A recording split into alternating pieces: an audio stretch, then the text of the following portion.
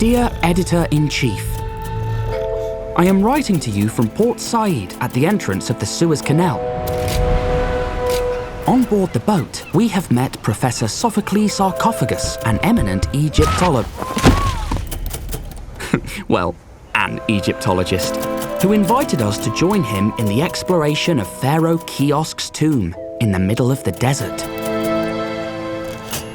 Though my journey may be extended by a few days, I am sure that this will add exclusive content to my report. Don't worry about me. I am sure it will be a walk in the park.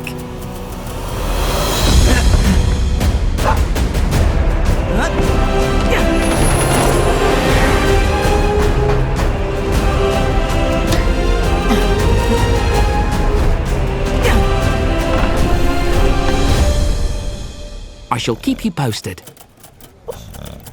Yours faithfully, Tintin.